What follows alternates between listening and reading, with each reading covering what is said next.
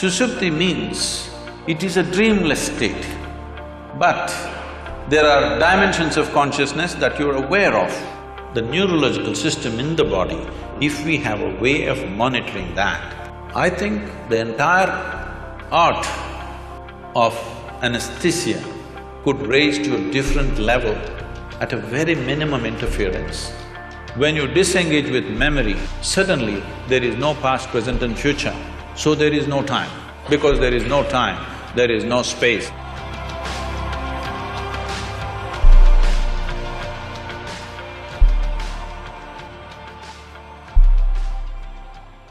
So I'll tell you why this started. 2 years ago, we were in a conversation with Sadhguru, and I asked him, we all know that anesthesia works, but we really don't know how it works, and can you shed some light on it? And he talked to me briefly, and then he said a statement which is, anesthesia, correct me if I'm wrong, Sadhguru, because sometimes I might be wrong, if I'm quoting you specifically, anesthesia cannot touch consciousness, it can only take away memory.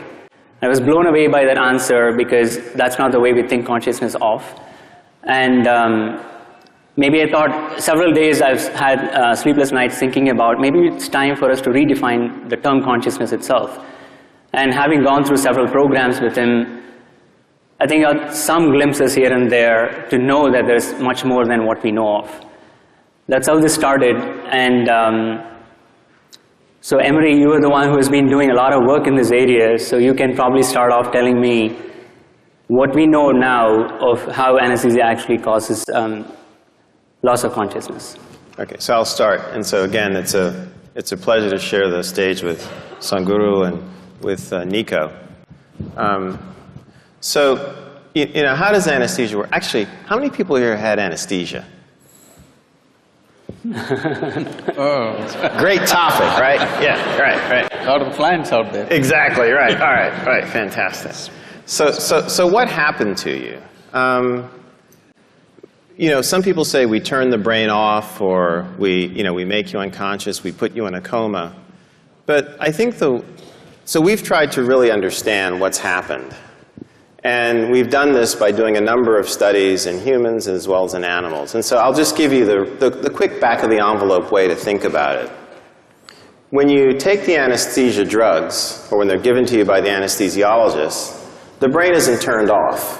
You know, it's not like all of a sudden a switch flips.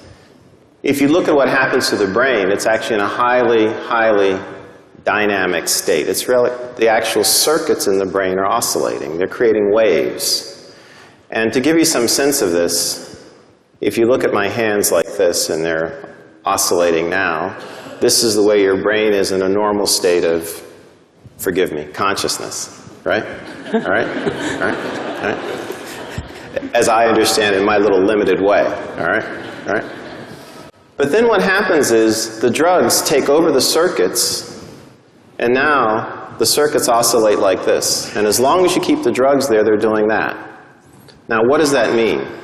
It means that if this brain area was communicating with that brain area so that you could be conscious, it can no longer do that.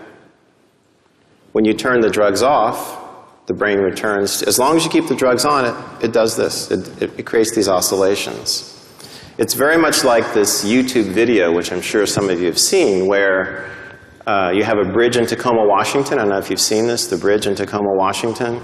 And all of a sudden, you know, it starts to oscillate in a perfect sine wave, just like this. And no traffic can go across the bridge. It's the same thing that happens under anesthesia. And what happens is that these oscillations, because they're so strong, they take over the brain, they're not natural. And you remember one of the things that Bala mentioned was that after anesthesia, our brains often don't work the way they did beforehand. So now you can see if you've been in a state like this for 4 hours, 6 hours, 8 hours, and, you know, look, I got my AARP card about 12 years ago myself, so I'm in that category too, right? You know, you can understand why your brain may not work, right? So, and basically that's it. And what's good about that, what's good about what I'm telling you is that we as anesthesiologists can see this state. We can see it on the EEG of patients in the operating room. and we can use it to change the way we deliver our drugs. That's the practical implication of this. And then the other practical implication of it is that as we take anesthesia seriously, in other words, don't say, oh, we just give you drugs and you go away and you come back.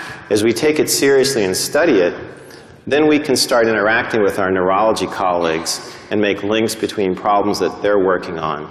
We can actually begin to have conversations with, distinguished individuals like Sadhguru, who can help us understand what is it we're actually doing on a deeper level. But if we haven't taken what we do seriously in terms of what's happening in the brain, we're not in that position.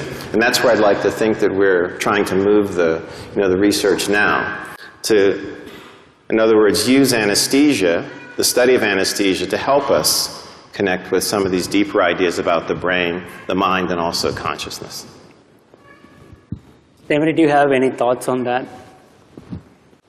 Do you have any thoughts on how we are doing? How we're connecting anesthesia to the... So what we work on as neurologists, or what I work on, is very related and very, very connected in that we're trying to understand how patients who lose consciousness because they've had a structural brain injury or a cardiac arrest or some other kind of problem can reestablish the process of a conscious state in a brain that's been injured, and what are the rules of the recovery, and what are the ways in which it can happen, and what are the limitations, and how do people get stuck along the way, and could we help them? And it turns out that there's a lot of variation. Sadhguru. Namaskaram.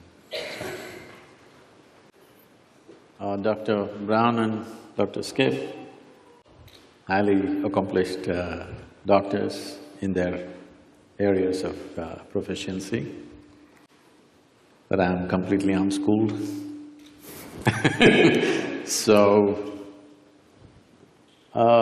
because for me, the only way I know anything I know is from my own experience.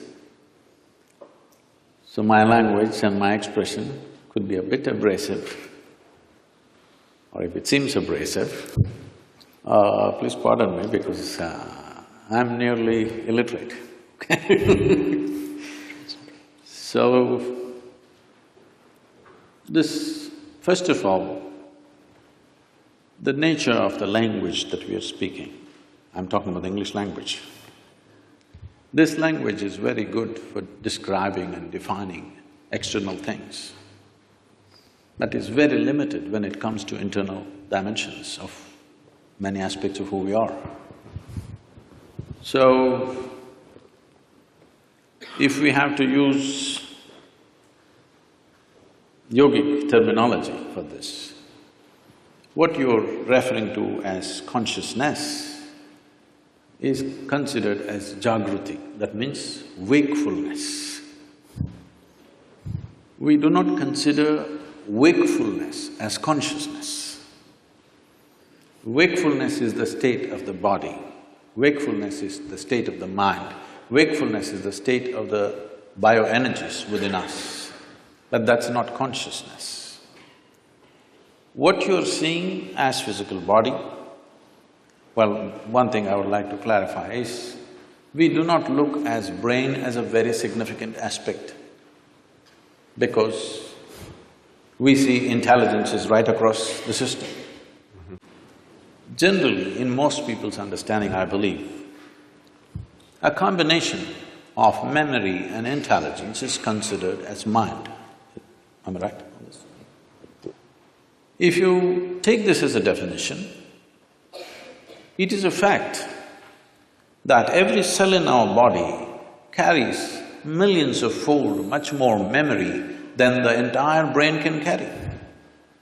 Because these cells in the body remember even what happened 1,000,000 years ago. It remembers the skin tone of your forefathers from 1,000,000 years, nothing has changed. It never gets confused. So what you can carry in the brain as conscious memory, what every cell or every DNA is carrying is phenomenally more. And the chemical dimension of what is being conducted in every cell is far more complex than you could ever figure with your entire brain. So both in terms of intelligence and memory, the spread is much more. I think this entire focus on brain has come mainly because somewhere, probably pre-Renaissance time, we broke into this because that region, largely we're talking about Europe, where it was hugely dominated by very dogmatic belief systems. When people broke through that, nobody was supposed to think for themselves, everything was already said and done. When people broke through that and started thinking for themselves, thinking little freely looked like absolute liberation for those people. And I think that hangover still lasts in our education systems, in our medical sciences, in the very way we are approaching even fundamental sciences. That hangover, that thought is everything, is very profoundly influencing our social structure and our way of exploration. In the yogic sciences, we don't attach any significance to your thought. Whatever you're thinking, it's of no consequence to me. This is why whatever somebody is saying, we don't listen to them. We just feel them. We just feel them. What is their chemistry, what is their… how they are right now. I don't care what they are saying. This is how… maybe it's an evolutionary problem with me, because I've been in jungles by myself and I've seen most creatures judge you just like this. I think they showed a picture of me having a king cobra. I've been very closely involved with all kinds of creatures, particularly cobras and things. Their sense of our chemistry is so keen. You can just go in the wild and just pick up a cobra. As you saw, I'm not holding him by his head, he's not a pet cobra. He's a king cobra. If he bites you, he won't give you more than 20 to 40 minutes before you're done. But I'm just picking him up like this, he will do nothing because he is feeling my chemistry. If I show little agitation, he'll go for me. If I'm just, okay, he's fine with me. So, we don't attach any significance to thought, because thought is recycling of the data that we have already gathered. No thought can come which is absolutely fresh. Permutations and combinations of the data that we already have. Right now, a lot of people coming up to me very fearfully and saying, Sadhguru, this artificial intelligence is coming, if they come, they will take over the world. I said, if they take over and run the damn thing, you're on a holiday, isn't it? But it is a fact that everything that we can gather as information, analyze and express and use it in many ways, all these things, machines will be doing it better than us in the next 10 to 15 years' time. Everything that is data-based processing, machines will do way better than us. So there is this fear. I think it's a very good time. This is the time we need to explore an intelligence beyond intellect. Because we have become so intellectual, we have become so brain-oriented in our approach to everything. As you rightly said, nothing is really turned off, we've just broken the communication. After all, the purpose is to go through something which is generally extremely painful without pain. That is how the entire anesthetic science has come up.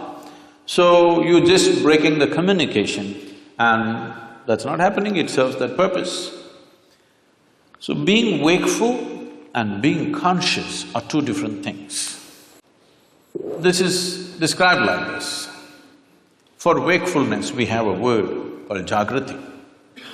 Jagriti means you're awake. If 10 people, let's say we take sample of 10 people, they all fell asleep, don't do it, okay? They all fell asleep and they came awake. When they come awake, all of them will not be equally awake. One person may be instantly awake, another person may take 2 minutes, as you will notice with anesthesia also. Sure. Another person will take an hour to wake up, another person needs a strong coffee, otherwise she won't wake up. Am I right? Like this. Different levels of wakefulness is also there. Professors must have noticed. Yes, yes. In fact, the first few minutes of the day can be like that. Different levels of wakefulness in a classroom. So, this is jagriti. So, we are calling wakefulness as consciousness now. The next dimension of consciousness is called swapna. This means a dream state. A dream state is far more vivid than wakeful state for most human beings. It's like going to a cinema. If you go to a cinema, the key factor of the impact of the cinema on you is turning off the lights. This is something most people don't understand. If you don't turn off the lights, cinema will be no good, it doesn't matter how well it's made.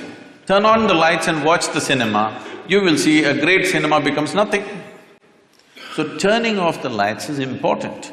So turning off the lights in our experience is the eyelids, you down the shutters, the world is off. Now you start your own world. So dream state is like a cinema, it's far more impactful. People love their cinema stars more than the people that they've lived with for 25 years. But they have not even seen them, all they saw was play of light and sound. But that is far more impactful simply because lights are off. So, eyelid is that, if you roll it down, light should be off, world should be closed. But right now, the problem is this mental faculty has not been taken charge of, so it's running wild all the time with eyes closed. So this dream state is considered a more powerful state than jagriti. Jagriti or wakefulness is important for performing action in the world. But for human consciousness, in terms of profoundness of experience, dream is always more profound than walking on the street. Yes, most of you have experienced this. The next state is called a susupti. Susupti means it is a dreamless state. But there are dimensions of consciousness that you're aware of. It's a totally dreamless sleep state, but you're aware. There is no picturization, there is no video running in your mind, there are no pictures, there are no people, there are no words, but you're conscious in your sleep. This is a very powerful state. If you really want to manifest something in your life, this is something to be explored. And the next one is called as turya. This is consciousness, where there is no memory involved of any kind. Essentially in the yogic sciences, we are looking at consciousness as an intelligence beyond memory. If there is memory, memory is considered a boundary in the sense, this is one person, this is another person, simply because this embodies one kind of memory and that embodies another kind of memory. This has become one kind of person, this has become another kind of person. Essentially, it is in the memory. Memory does not mean just what I remember and you remember. Genetic memory is there, evolutionary memory is there, elemental memory is there, atomic memory is there, karmic memory is there. Inarticulate and articulate memories are there, but generally we are thinking memory means consciously what we can remember. But today, if we eat dog food, we'll not become dogs. Something within us remembers, no matter what you eat, this has to be only transformed into a human being. It doesn't matter what you eat. If you and a cow every day eat a mango, no merger will happen. Perfect memory is established, evolutionary memory is absolute. So, these different dimensions of memory are playing on a daily basis. People are thinking their thoughts are free. It's a joke because your memory is determining everything. So, largely in one single word we call this karma. Karma means the residual impact of all the memory that you have, how it is impacting every thought, every emotion, every action, the very way you sit and stand. See, if you see somebody walking far away, let's say half a mile away you see someone walking, if he's your friend, just the way they're moving their body, you say, oh, that's him. There are 7 billion plus people, but this particular man walks in a unique way, all right? Just two-leg walking, everybody walks, but still it is so unique.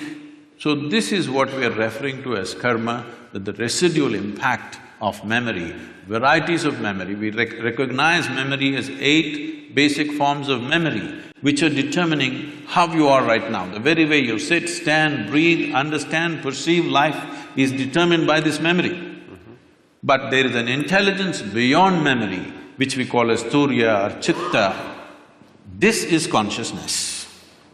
Now, every one of us is conscious. The question is only of degree.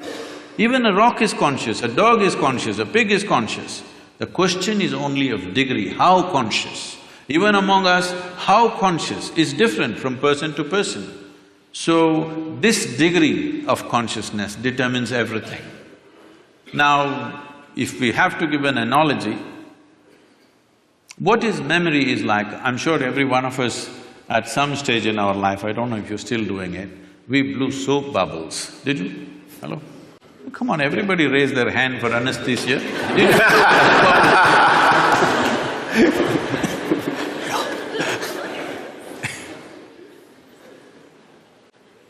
So, when you blow a soap bubble, the soap part of it, which is very little, just a tiny drop, the large part of it is air that it captures.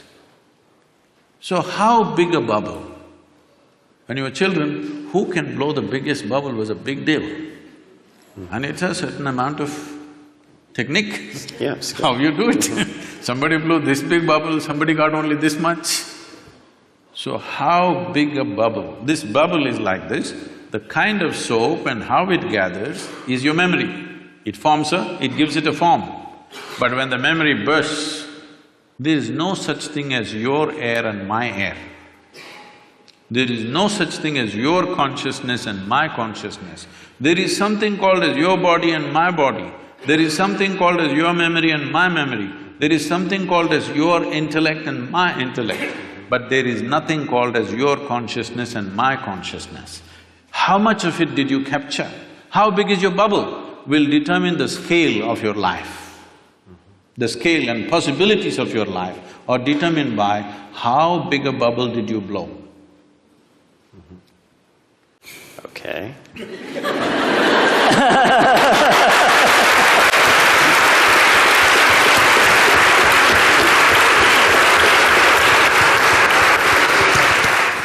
Well, let me pose you a question, Sadhguru.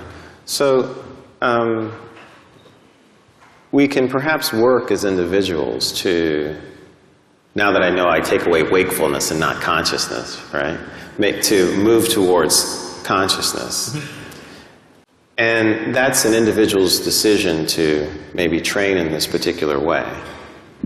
So, is there some way that we can harness these insights like you have, harness this understanding, and use it as anesthesiologists to take care of patients? Because if we can reduce it to, or if we can adapt it, I should say reduce, if we can adapt it in that way, that would be very, very helpful, because we would be using the powers in a way that would control, have to use the word, the brain, in a way that would be perhaps more physiologic. I'm not the expert in the subject, but because you're asking me the question, I'll say something. But you're the expert in anesthesiology, is it? Yeah. I'm sorry.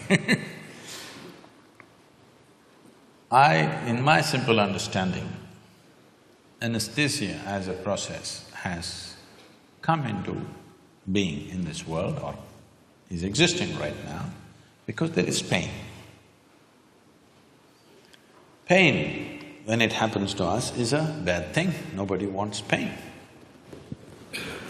But at the same time, if there was no pain, most people would not even know how to preserve their own body. See, wherever there is no pain, in how many ways they've cut it. Suppose there was no pain in your nose, they would have cut it in various shapes. It's part of the fashion. If there's no pain at all, believe me, they would have pulled out intestines and swing it on the street and go. You have any doubt about that? None whatsoever. So, essentially because there is pain in the body, and pain is a protective mechanism. Because most human beings still don't have the necessary intelligence even to preserve themselves. If there was no pain, even if a bicycle comes, people step back, don't think this is out of civilization. Consequence of pain. Because no pain, even if a truck comes, they would just walk. Yes, they would. So, because of pain, so pain is essentially a protective mechanism for us. Without it, people wouldn't know how to stay alive, how to stay in one piece, they would have cut themselves into pieces. So, but sometimes, as what is called as surgery, is in some way cutting people up. Sure. So it has become a necessity to cut someone. How to cut them? With minimum amount of disturbance to the system. That's the whole effort. So in this effort, as you said, essentially you're disengaging different parts of the brain. I don't know if it's an exact science or it's generally getting disengaged.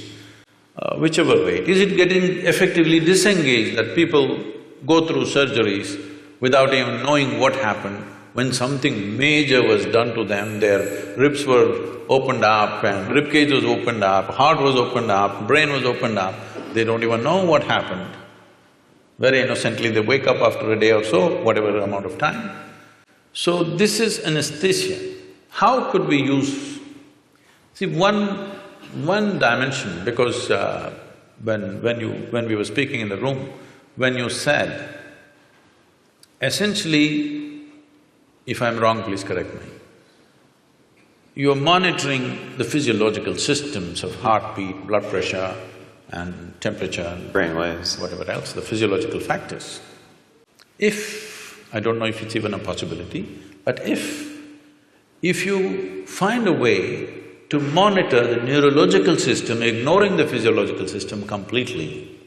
See, the concern may be the moment you put somebody on the table and start opening the body, the concern of a doctor or a surgeon may be that you don't want him dead on the table. So you're watching his heartbeat, you're watching his pulse, and you're watching his all the other parameters. I understand and appreciate that concern, but instead of… okay, let's leave the physiological monitoring as it is, but if we have a way, I don't know if there is a way in the medical science, if we monitor the neurological system, not just the brain, the neurological system in the body, if we have a way of monitoring that, I think the entire art of anesthesia could raise to a different level at a very minimum interference. It could happen, because why I'm saying this is, there is something called as marma in yoga and also in what is called as kalari in South India. It's a certain form of martial art. Marma is a way of killing the pain completely at certain moments when we want to, just by touching certain parts of the body, handling body in a certain way. So essentially what we're doing is, the neurological system, we're shutting it off. And there is no pain at all. We can go ahead and do what we have to do, and only when we release it, the pain will come back. So, using that as a basis, I'm saying, if medical science has a way of monitoring the neurological impulse as it's happening, and if there is some way to introduce anesthetics in whatever form that you use, I don't know all the cocktails that are used, but if it is done properly, probably, I'm just guessing, I'm not an expert on this, probably with 2% or 3% of your medicine, you could still have the same effect on the patient. Because how you use any medicine on the body and how you use it on the neurological system, I would say 1% of what you use on the muscle, if you use it on the nerve, it will produce equal effect. But it's interesting, because I think what you're saying has contact also with the work that we do in the recovery phase, and there are people now looking very carefully at cardiac and brain interactions. And they do signal some of these changes, and it's suggestive. I mean, that maybe more of the body could be engaged in the way we think and measure, and that makes a lot of sense to me, actually. Can I ask you another question? So I did a little reading about you, and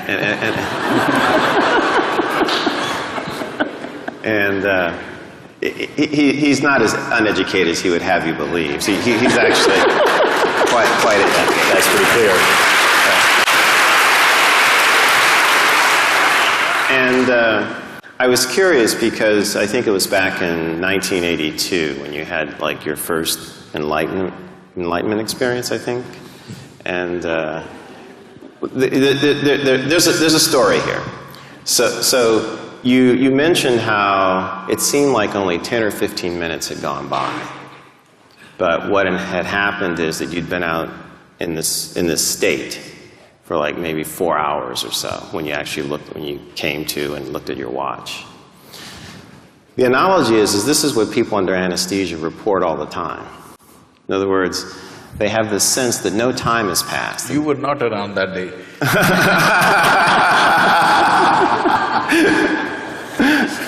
Maybe I'm reaching. But they report a very similar phenomenon, you know, that it seems like they'll wake up sometimes from anesthesia and they'll go, you know, have you started yet? You're done? They're actually quite surprised. So whatever our timekeeping mechanism is, right? It's different from sleep. It's noticeably different from sleep because often when you sleep, except in some rare instances, you have a sense that, you know, time has passed. You know, you went to sleep, you woke up, you know, you may not be able to judge it exactly. But characteristically, under anesthesia, when people come to, they feel like no time has passed. Any thoughts? Mm-hmm. See, our sense of time, the only way human beings know time is by the cyclical movement of things that are happening. If the earth spins once, we call it a day. If the moon goes around the earth, we call it a month. If the planet goes around the sun, we call it a year. Or if the clock goes around, we call it an hour. Mm-hmm. So only by cyclical movements we know time. What cyclical movement means is, all physical dimensions of the existence, from atomic to cosmic, exist only because of cyclical movements. Anything physical in the universe is naturally cyclical. Mm-hmm. So the entire yogic process is just about this, how to transcend the cyclical movement of our existence. Because cyclical movement means we are going in circles. If I tell somebody, you're going in circles, what does it mean? It means you're not getting anywhere. So this is the fundamental ethos, that once you're attached to cyclical moments of life, you're not really getting anywhere, but it feels like you're going somewhere. Today, everybody knows this experience because most of them walk only on the treadmills.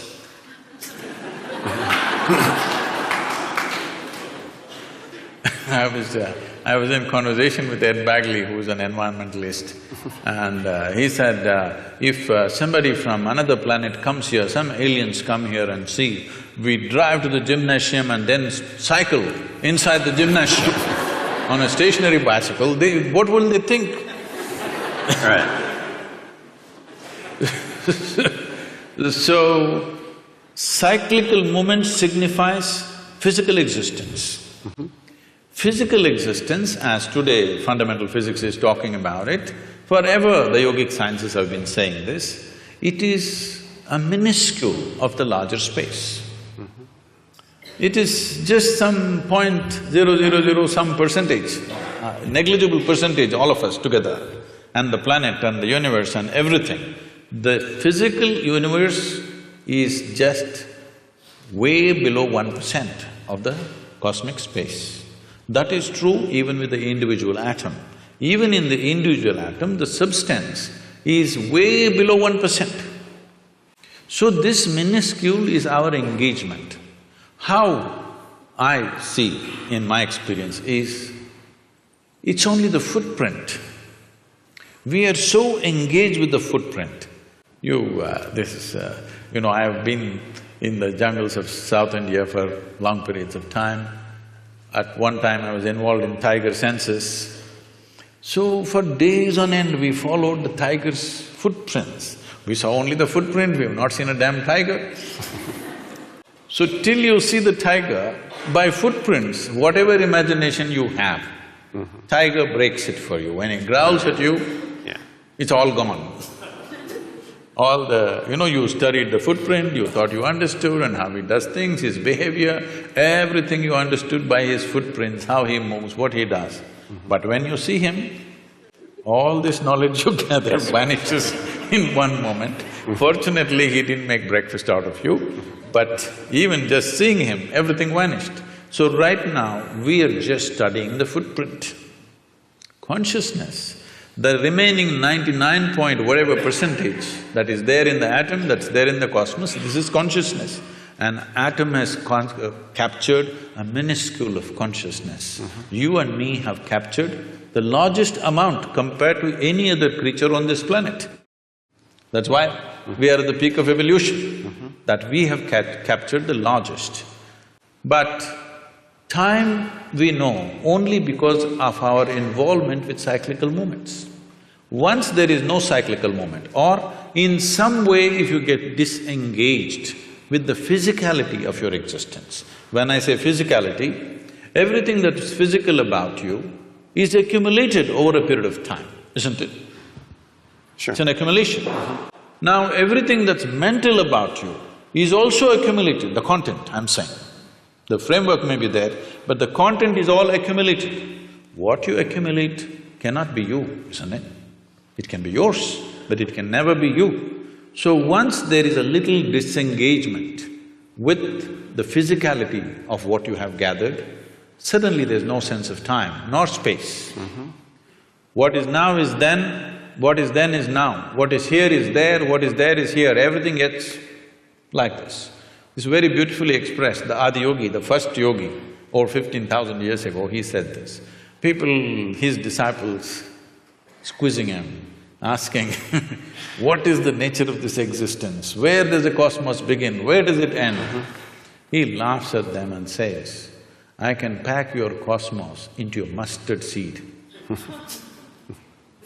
Wow. So just make sure we understand.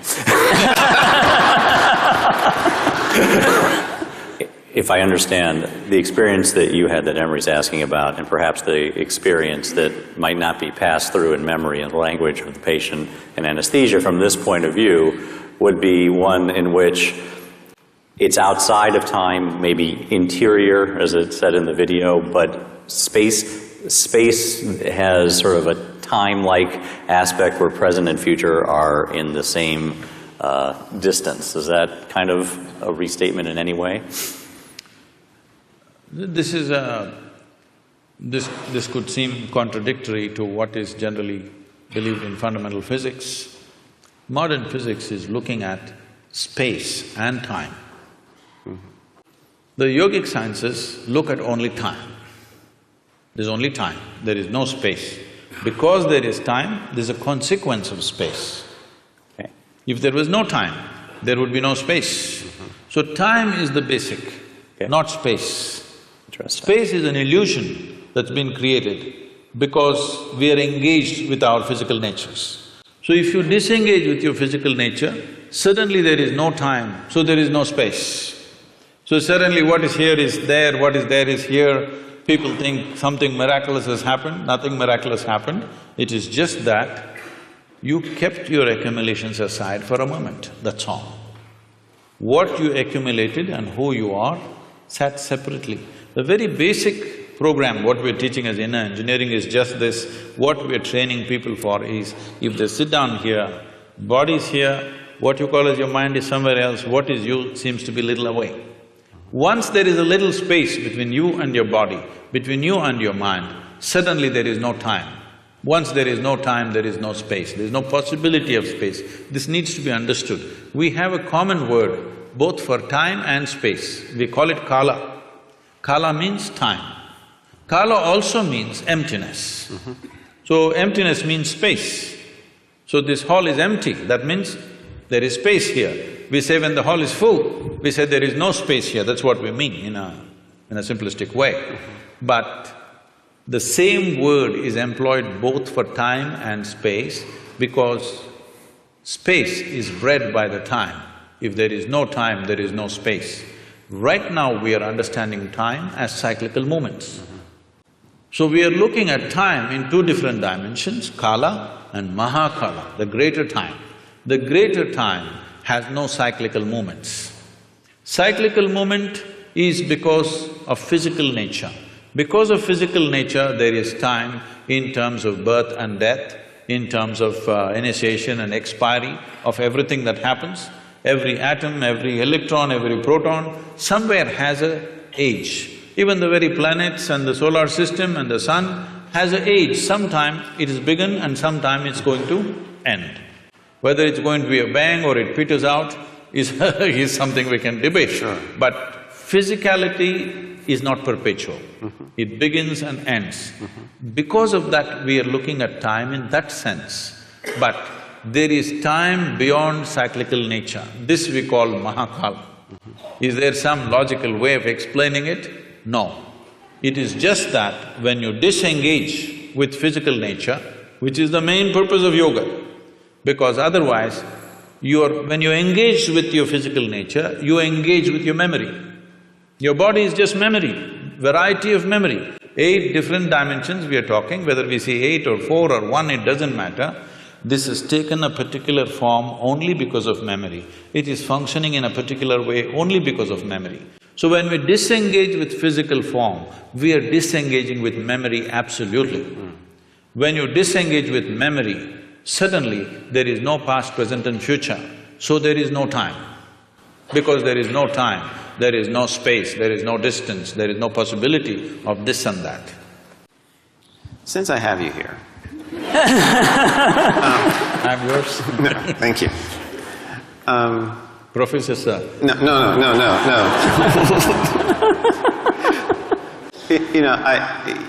The world has a lot of problems, right? And, one of the things that we need to solve, and we were talking about some of this, just as we were sitting down there before the program started. Can I correct that question a little bit, sir? Sure. The world doesn't have too many problems, it has only one problem, human beings. Okay.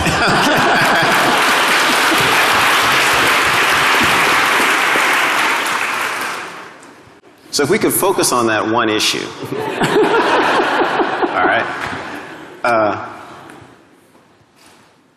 What do we do? How do we use, the insights, the understanding, the enlightenment that you have to go after some of these issues? Because they're very real and they threaten us. See, by every definition that we have made, we have defined ourselves as the most intelligent creatures on the planet. These are all our definitions. I don't know if the insects agree with us. But by our own definitions, we are the most intelligent of the species. So our understanding is right now, whoever dominates must be most intelligent. So for which we are paying a lot of price. Whoever is right now in domination, he is the most intelligent. If you go by that, we are the most intelligent. Maybe we are the most intellectual, yes, of all the creatures. But we are not the most intelligent because we don't even know what to eat after these millions of years. Hello? Even now research is going on, what is the best thing to eat? If you put something in front of your dog, one sniff, he knows whether to eat or not to eat.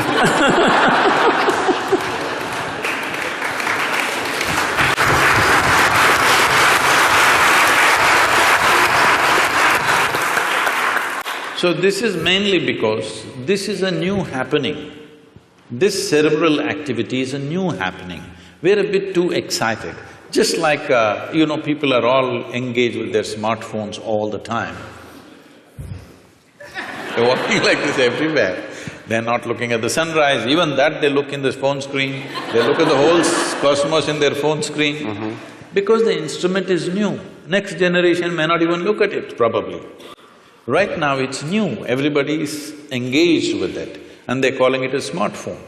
Generally, someone will refer to someone else as smart when they find that person is smarter than them, right? So, unfortunately for a whole lot of people, the phone is the smartest thing about them. So, this is a new gadget. This… you should know more about these things if you have the right names for this. The brain? No, in the brain, this cerebral development… The cerebral cortex and… Yes. yes. This is a new happening. So we're a little excited about this. This can boom, boom, boom, you know, there's all those figures of blue lights flying all over the place and we're excited about those things. But fundamentally, intelligence always has been, all right? It might have found expression in the form of thought, which gave us the capability of language and many other arts and music and things. It gave us various capabilities, there's no question about that. So only a very few, very small percentage of people used it that way. Rest of the people are using their intellect just to freak the hell out of themselves. You're only handling injuries or you're also handling people going off? I only do neurology. Okay. I'm not board certified in psychiatry, if that's the question. If they're neurotic, you don't deal with them? Not trained for that. Okay. They all come not professionally trained for that. A lot of them come to me. You're lucky. So, this is essentially like you have a new gadget, but you have not read the user's manual. You're doing something with it. Human suffering that you see, human beings are suffering on various levels. As a doctor, you're probably seeing physical suffering in terms of ailments and surgeries and whatever they go through, injuries and stuff. But I'm seeing a different level of suffering. People who have no ailment to complain about, but they suffer deeply. People without any ailment suffer far more than people with ailments. At least if you have an ailment, you have a good excuse. Most people don't have an excuse, simply sitting, standing, they suffer.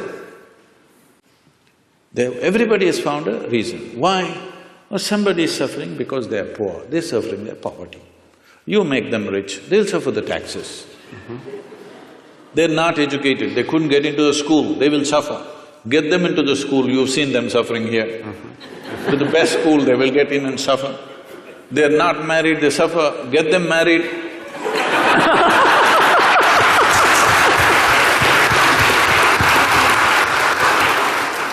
So they're not suffering their life, this is something that needs to be understood. They're not suffering their life. If you ask them what they're suffering, they're capable of suffering what happened 10 years ago. Yes or no? 10 years ago something happened, they can still suffer. And they are capable of suffering what may happen day after tomorrow already. So essentially, their suffering is not about life. They are suffering two fantastic faculties that only human beings have. No other creature has such a vivid sense of memory as we have. No other creature has the kind of fantastic sense of imagination that we have. They're suffering their memory and their imagination, they're not suffering their life, isn't it? They're only suffering their memory and their imagination. If you take away a part of their brain, you definitely know which part it is. If you take out some part of their brain, whatever that part, they will all sit very peacefully, maybe even happy, I don't know. Because I find, I just met a lady a few months ago. I was in Mysore, my hometown. I just went to visit someone and I was just entering a building, a very small built old lady, maybe she's over 75. She came smiling at me so sweetly and just asked me, "How are you?" I said, "Ma'am, I'm well. How are you?" And then I went up, I never forget faces, but this is not a face that I know. Then I went up and after half an hour I came down, again she came to me with a very sweet smile and she said, "How are you?" I thought, okay, and then I said, "Okay, I'm doing well, how are you doing?" Then somebody came and said, poor lady, she's just lost her memory. But I said, it seems to have done wonders to her. She's just so exuberant and joyful. So, a whole lot of people, when they lose their faculties, they become better. This is the unfortunate nature of our existence, that our capabilities have become our problems. If our incapability is our problem, that is understandable. But when our capabilities become our problem, we are heading for a disaster. Yes or no? This is a tremendous capability. This cerebral development is a tremendous capability, but now that is what we are suffering. Our fantastic sense of memory and imagination, we are suffering this. And no wonder so many people are losing their memory, because many times in their lives, consciously, unconsciously, they're wishing they could forget something, and they will forget one day. When they forget, suddenly it becomes an ailment, but they were always wishing for it. Every day, a whole lot of human beings are continuously wishing and praying, I wish I can forget this. But when they forget it, then they become a case. So, this dimension of what we are looking at is not about forgetting, it is not about reducing your thing. See, every day people are taking their own anesthesia. They call it whiskey, they call it wine, they call it their own thing. They kind of, just dull your memory, dull your imagination, simply sit there. It feels peaceful. Next day morning again, everything is back anyway, unless you have a hangover. But people have found their own ways of anesthesia. For sure. And people are using many things, of course, more advanced developments have happened in that level of anesthesia also in recent times. Right. So, essentially, whether you pray, I want to forget all these things and live happily, or you drank a glass of wine, or you doped yourself, or you're on LSD, or you put them on anesthesia, essentially they're all moving in the same direction. You're doing it for a specific purpose for a limited period of time, but they're trying to do it to their life. And one day, when they lose their memory, in a way, unfortunately, they've succeeded their intent. This is the misfortune.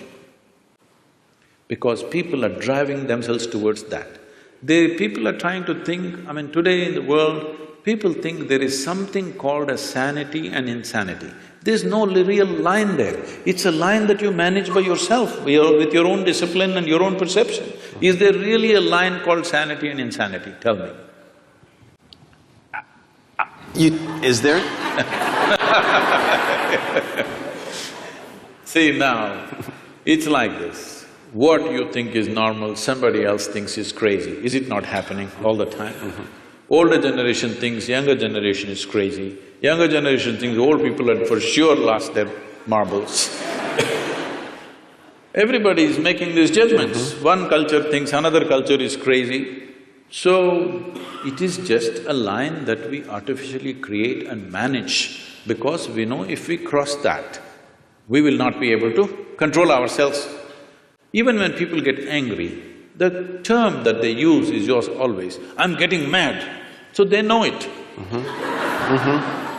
So, they know that they've crossed their line. The line is not same for everybody. What is my line and what is somebody else's line is different places people have drawn their lines. Somebody thinks it's all right, once in a way, at least 3 times a day I shout at somebody, it's okay. If I ever shout at somebody, then I will withdraw probably for many years, because such a thing cannot happen. If it happens, I've lost it. So what is your line, where is your line, is something that you have drawn. There is no existential line that this is sanity, this is insanity. There is no such thing. The question is just this, if you're in control of your mental faculties, this is called sanity. If you're not in control of your mental faculties, this is called insanity. Suppose, right now, we can make an experiment with all of them. Can we? Sure. I'll give you 10 seconds. Next 10 seconds, nobody… a simple thing, what you have to do is, you can think of anything in the universe you want. Only thing is, don't think of monkeys for the next 10 seconds. Okay? 10 seconds, no monkeys. You will count millions of only monkeys. So, our faculties are not totally in control. The question is only, how crazy are you? Okay? You are a little more crazy than me. That's about it. But there's no such thing as somebody is absolutely sane and somebody is absolutely insane. What means a lot to me looks like insanity to somebody else. Is it not happening every day? What means a world to you, somebody else thinks this is insanity. What means a world to them, you may think it's insanity. All kinds of things are being done in the world and it looks perfectly normal for that person, it's only others who are making this judgment that he is insane.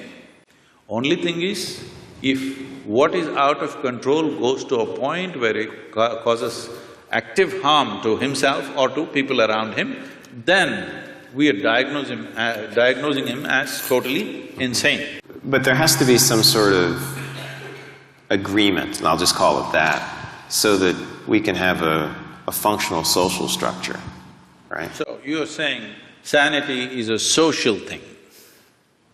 I'm asking, I'm afraid to assert here. It is so. See, even in terms of sanity and insanity, what is crime and what is not, is a social thing, isn't it? Right. It's a very social thing. So when we're talking about social things keep on evolving from generation to generation, it keeps changing. What you thought was wrong has become right, what you thought was right has become wrong. In one generation it happens, isn't it? So social realities we don't have to debate because it's a flux that all of us create.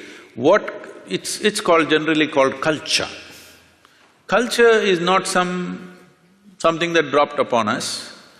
What mess we create today is tomorrow's culture. What the previous generations did, they did not do everything consciously, they did some mess. That's our culture right now. Okay, so if I understand the answer, it's a very hopeful answer. Because no matter how bad things look, they present to us a problem we can solve. Is that in the next generation? Is that sort of the point? You have teenage children or something?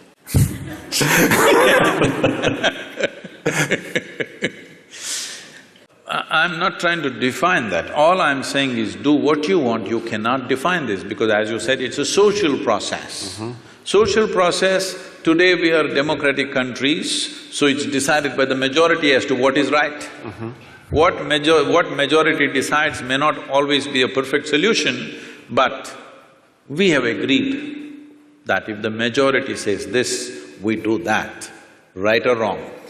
Works or doesn't work, we do just that when the majority says that, at least with certain aspects of life. With certain other aspects, we have retained the authority in some kind of experts. Let's say in anesthesiology, if you say something, maybe that's the right thing. Let's say somebody has come up just today, he passed his medical exam and he's come, if he says, he will be put through 1,000 tests, but if you say it, people will accept it simply because of a certain record and a certain reputation and whatever, but it may not always work. Reputation and records may not always work, but we are looking at largely what works. So these are all social processes. Without going into that, when we talk about anesthesia, when we talk about disengagement, or when we talk about meditativeness, this word meditation in English language has to be cleared because we've been going through that. See, the English word meditation does not say anything specific. I know it's become a popular word, but it doesn't describe anything specific. If someone sits with their eyes closed, in English language we say they're meditating. See, with eyes closed, there are many things to do. You can do japa, tapa, dharana, dhyana, samadhi, shunya, samyama. There are many things. Or you might have just mastered the art of sleeping in vertical postures. No, it's happens in the universities, in spiritual programs, in… people learn to sleep with their spine erect. So, meditation doesn't say anything specific. Somebody is focusing on something and they think they're meditating, somebody is uttering a mantra and they think they're meditating, somebody is thinking about something and they're saying they're meditating about something. Essentially, if we translate meditation as dhyana, which is what generally, at least in India, what people believe, when we say the word meditation, people expect that you are speaking about what is called as dhyan or dhyana or dhyanam, depending upon how far south you are. If you're up in the north, it is dhyan. If you come down, it becomes dhyana. If you come to Tamil Nadu, everything becomes dhyanam. So the same word went to China and became Chan, and somewhere else it became Zen. The same word. We're expecting when you say meditation, you're talking about dhyana.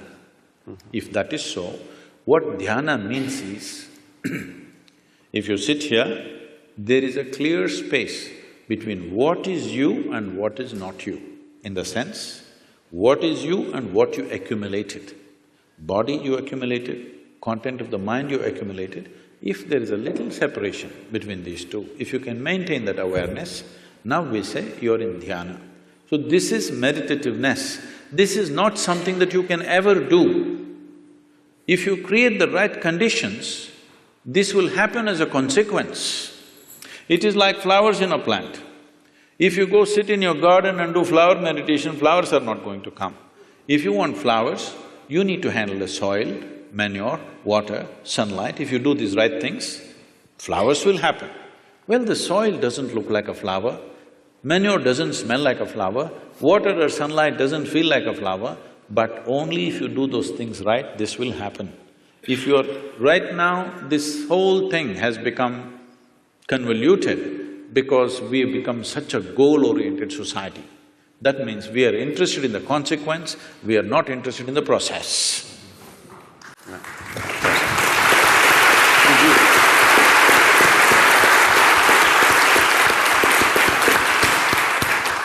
So we have…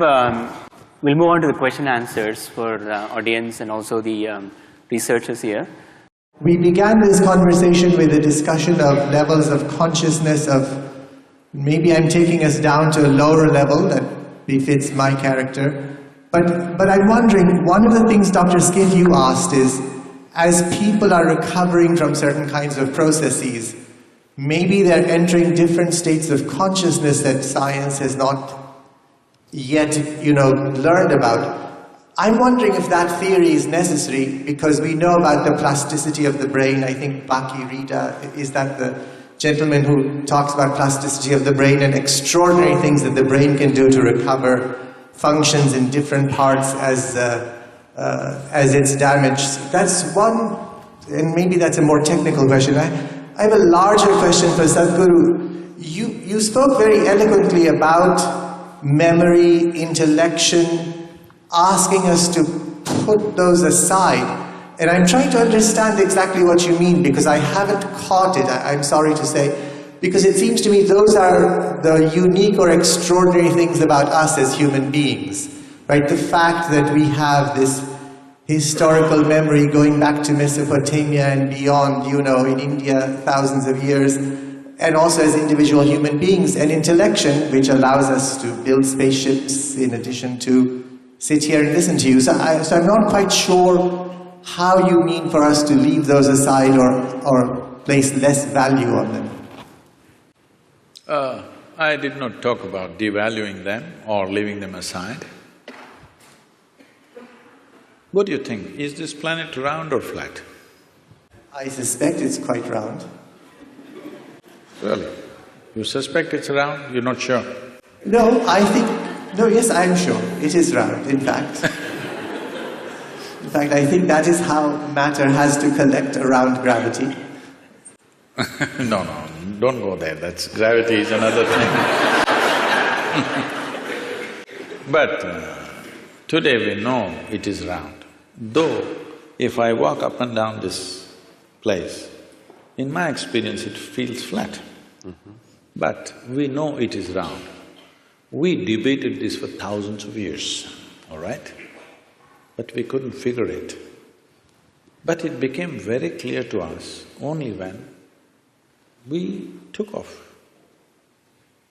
We created some distance from the planet. You flew up there and looked very clearly, it looked round. You went and stood on the moon and looked around, 100% it's clear, it's round. So what gave you this clarity is the distance. When you were in it, you thought any number of ways but you couldn't figure it. But the moment you had distance, you had clarity. So only in that context I said, you must know how to keep your accumulations aside. If you're carrying a bag, when you don't need it, you must be able to keep it aside. If all the time if you carry it, it'll become a torturous process. That's what is happening to people. Nothing wrong with your mind. It's just that all the time it's on and it's becoming torturous.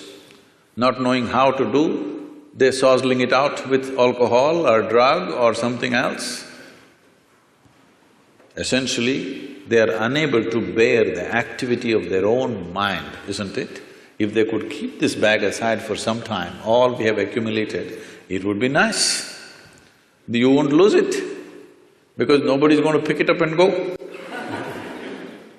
It's there for you, but once there is a little distance, you have an absolute understanding of the nature of what it is, only then you can handle it the way you want.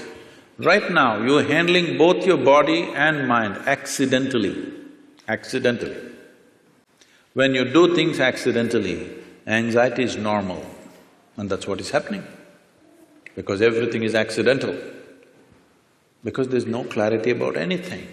Because the nature of intellect is such. If I ask you, would you like your intellect to be sharp or blunt? You must choose right now, I'm going to bless you. Sharp or blunt? Sharp. Sharp. So you understand, intellect is a cutting instrument. It's like a knife. The sharper, the better. If somebody is very sharp, we say, oh, he's a razor sharp. Intellect, very sharp. So cutting instrument. Cutting instrument can be used for dissection. With dissection, we know many things. Did you do science in your high school? You cut open that frog and saw how the heart was pulsing. The frog didn't think much about it, that's another matter. But you came to know so many things in this world. Slicing a human body, slicing a flower, slicing an atom, we discovered so many things. But is this a complete way of knowing? Can I know you by dissecting you fully? Is it possible? Maybe I will know you better by including you, by engaging you, rather than dissecting you. By dissecting you, I may know your heart, liver, kidney and spleen, but I will not know anything about you. Only by inclusion I know. So, you are using a cutting instrument, or let's say you take your knife and try to sew your clothes, you will have tatters. So this is what is happening with approaching everything intellectually. Everything is going into tatters. We are trying to sew with a knife, it's not going to work. There are other dimensions of intelligence. We, in the yogic way of looking at things, we look at human intelligence as 16 parts. Out of the 16 parts, to make it simpler, we can make it into 4 categories. It's called buddhi, ahankara, manas and chitta. Buddhi means the intellect, it's the front end. This is essentially a survival kit. Without your discriminatory intellect, you wouldn't be able to survive on this planet. You have to discriminate. Now here a deer came and here an elephant came, you should know which way to go, otherwise you wouldn't survive. Discrimination is constantly on, which is keeping you alive right now. Otherwise you wouldn't know whether to walk into the… whether to walk on the sidewalk or in the middle of the road, you wouldn't know. So there is a discriminatory process which is keeping you alive. It's a survival instrument. Without it, you cannot function. How does this survival instrument function? What is its nature? We will not go too much into that because they're timekeepers. But it is something that everybody knows. The next dimension is called ahankara. Ahankara means identity. What kind of identity you fix That is how your intellect will work. Right now you sit here and say, I'm an American. This thinks and acts like an American all the time. Or I say, I'm an Indian. It thinks and acts like an Indian. In India, there's a classic thing happening in our own generation. It was all one nation. Somebody drew a line and said, this is India, this is Pakistan. Suddenly, some line that somebody drew and nobody knows where exactly the damn line is, still the dispute is going on. All right? But suddenly, if you're on this side, you have one kind of emotion and thought, if you're on that side, you have a completely different emotion and thought. Just a piece of cloth, I mean a flag, if you look at it, tears will come to you. People are willing to live for it and die for it, all right? So that is how it is, identity. The moment you identify with something, your intellect serves that identity, always. If you say, I'm a man, it always functions as a man. If you say, I'm a woman, it functions that way. If I say I'm this or that or whatever, race, religion, nationality, anything, the moment you identify with something, your intellect is striving only to protect that identity and support that. That's how your intellect is functioning. In modern societies, we've done nothing about this. People are getting identified with football clubs. They're nations by themselves. Yes? Oh, yeah. Football club is a nation by itself. People are willing to fight for it and die for it. Because we have not cultured an identity. When a culturing an identity means, in India there was a system, now unfortunately it's largely gone, though still some part of India still has this. First thing before we start education, it's called Vidyarambham. Before you start education, the first thing is, you must take an universal identity, cosmic identity. Only then education is given to you, because education is empowerment. You should never empower a limited identity. If you empower a limited identity, violence is a natural consequence of that.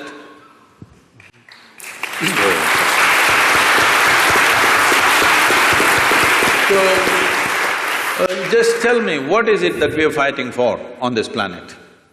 My identity versus your identity. It may be race, it may be religion, it may be nationality, it may be region. Essentially, my identity fights with your identity because I'm identified with this, you're identified with that. So, before you empower a human being with education and knowledge, first thing is you must fix a cosmic identity for that person. This used to be called as Aham Brahmasmi. First thing is a child must say, my identity is cosmic. I belong to the cosmos, not to these parents who are sitting with me right now. I love them, they have nurtured me, but my identity is cosmic. The child has to utter this. Only then, first alphabet is taught to him, because it was education as seen as an empowerment. Just tell me, today in the world, are uneducated, illiterate people causing more damage or educated people on the planet causing more damage to the entire planet?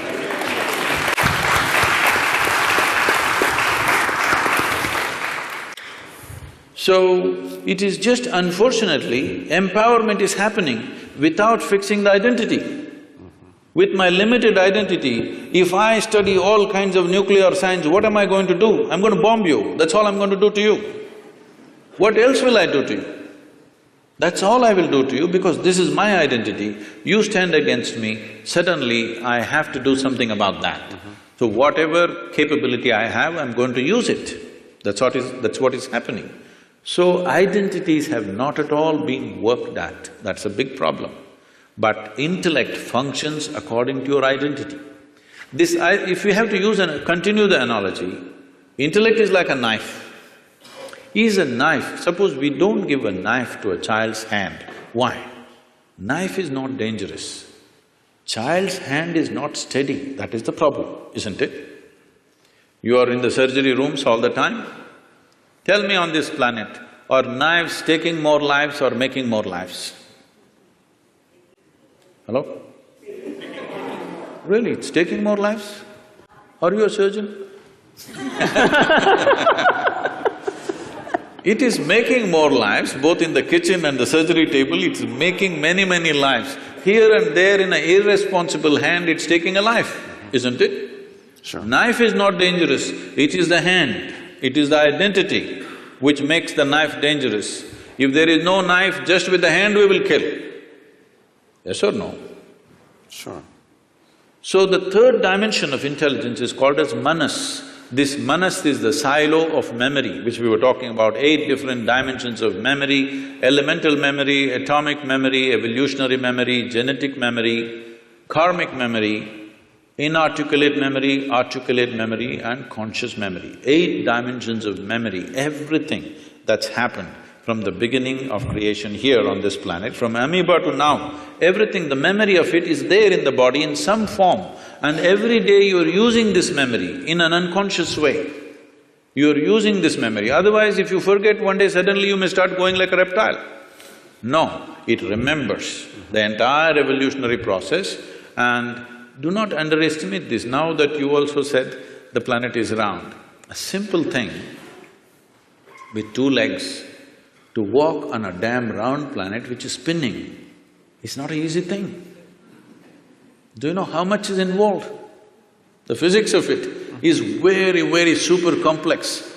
Those of you who are on binges of alcohol, you understand how difficult it is to walk on a round planet. Or if you have a vertigo or something, then you understand.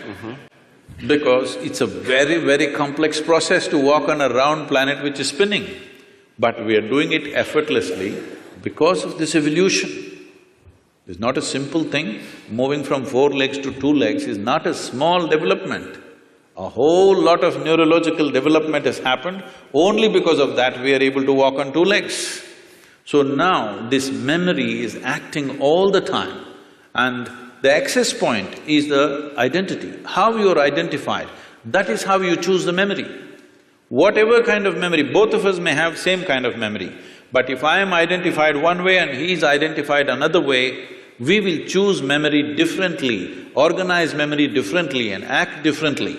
For the same education, aren't people going different ways? In the same house, 2 children are born, same genetics, same food, same school, are they not going in like this? Because depends on what kind of identity one has chosen. This disciplining or limitless… setting a limitless identity, not a small limited identity, must happen at an early age. If this doesn't happen, our intelligence will work against us. That's what is happening in the world today. The 4th dimension of intelligence is called chitta. This is unsullied by memory. This is an intelligence unsullied by memory. There is not an iota of memory in this. This is what normally in English language is passing off as consciousness. So, where there is no memory, there can be no boundary. Memory is the basis of boundary. This is me and that is you, this is my memory versus your memory. This is me and this is a table, this is only by memory. If there is no memory, there is no boundary. So going beyond those states of memory is necessary for every human being, whatever capabilities you have right now. Because of our explorations, our knowledge, our science, our technologies, well, this is what is eating up the very basis of our life also, isn't it so? The planet is going away. We have no solution for that, but we're going on simply because we have explored bits and pieces without grasping the entire dimension of what it is. Consciousness means that you went beyond the boundaries of your memory and grasped life as it is. Now it doesn't matter how much knowledge you have, you will do what is needed and nothing more than what is needed, and that's what needs to happen in the world.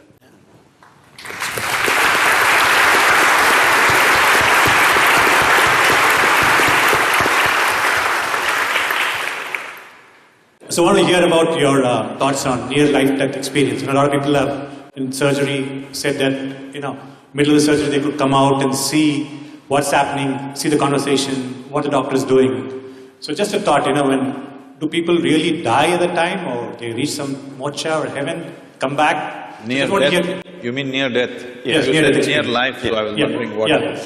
So when I saw you, I saw near-death experience. Okay. There's near-death experiences where, let's say, someone is about to die very often. We've read these accounts, like like Dr. Sanjay Gupta's book talks Yeah. about these, like cheating death, Yeah. in which case they then have these experiences where they may see lights or what have you. So I just want to distinguish that, Yes. because they're two different Yeah, cases. that's what I want to know. Okay, all right. Anyway, when we say death, the definition of death on one level is you lost your body. That's what death is. So, I mean, let's not go into other areas, they'll get you into very fuzzy places. About near-death experience, it's… what is being referred to as meditation? We have a certain type of meditation called shunya. That means shunya literally translates as emptiness. That's not the right translation, but there's no appropriate word in English. So it's emptiness or nothingness. So if you settle down into shunya meditation, it's not near death, it's actually death, but conscious death. Suppose you're riding a bicycle, you are a new rider with little balance, so you will go like this. Some other kid is riding, he'll leave his hands free and whistle and look here, look there and ride and do all kinds of things, stand up on the handlebar and turn around, jump, all this. Why? It's a certain mastery, certain balance and mastery. Now, you can jump off the cycle and again jump back and do all these things. Similarly with your body, if you have a certain amount of mastery, you can jump off and jump back quite effortlessly. Now it is happening accidentally because of some medication, or for many people during 60s, 70s, the LSD time, there were a whole lot of people talking about this thing, sir, it's your time. It was your time. Oh, okay. Metaphorically. So, a whole lot of people talking about this, and it really happened to them. It's not that they were imagining things, it actually happened to many of them. But it was also because it was hallucinatory. Nobody knows whether it's this or that. There's no way to for sure say it actually happened to them or not. But I've met many people of those times who genuinely experienced things with which their lives got transformed in many different ways. In a crazy way, but suddenly everything about them changed simply because somewhere they perceived this… you can yo-yo this body a little bit if you wish, it's not a permanent thing. Just that little awareness changed the way they perceive life and they behave and they do things in their life. So this near-death, I'm not really looked at any of the thing, but some people have told me, some popular books, they were saying they see angels and there's a tunnel going. See, one thing is, you must understand, when somebody is going on the surgery table, the doctors may be confident, the patient always fears that he may die. Hello? Doctors may be confident, they know the case, they know what they're doing. 99% of the time, they're confident what they're doing. But the patient, once he closes his eyes and hands over his life to somebody, he always fears what will happen. So every small thing he thinks is death. It happens to people. If you put a gun to somebody's head and just shoot and miss them or it's a blank, they almost died. Near-death experience, they'll blank out for some time and then they come back. They really think they went away and they came back. And they saw the scene also from the top, because that's because of the Hollywood. So, human mind is capable of creating many dimensions of experiences. It need not be construed as death, it's life. First of all, anyway, I'm coming out with a book on death, an inside story. I'm doing this for 6.5 years, it's not complete yet. Okay. Hope in the next year or so I will come out with this. Why I'm saying this is, in reality, there is no such thing as death.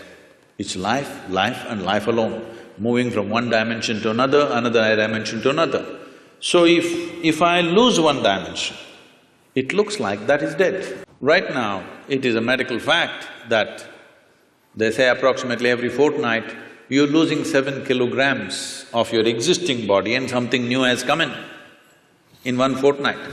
Whatever your weight, you must just calculate in how many fortnights you're completely lost. Everything that you have in your body is being lost continuously and something else is coming in. But you don't experience as that every meal and every day you empty your bowels, you must experience it as near death. But that doesn't happen to you. But this happens to you because there is some disengagement in your experience, first particularly because of anesthetic impact. The disengagement with various faculties that you're normally used to suddenly makes you feel you're dead. Nobody died. It's a completely wrong perception. Yes, every moment of your life, if you are willing, if you are not entangled with situations and your own thoughts and emotions, there are many things you can perceive right here. Right here, sitting here, you can look at your life from there, okay? This is not near death, this is life. But because, as I said, loss of faculties works out well for a lot of people, unfortunately. It's not a good thing. This happened.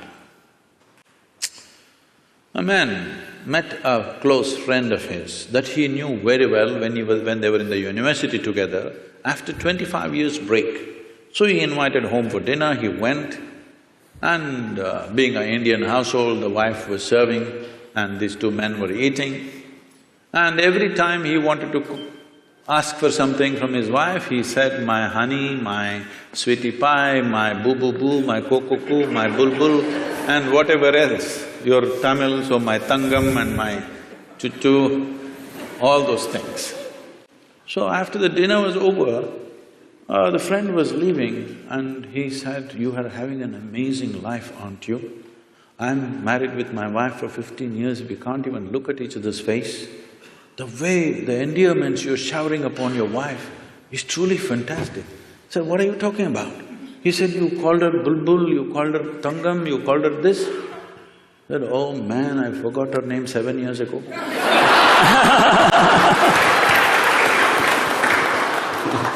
Loss of faculties, unfortunately, work very well for a lot of people because they're suffering their faculties. The greatest faculties that have come to us after millions of years of evolution, unfortunately we suffer because we have not read the user's manual.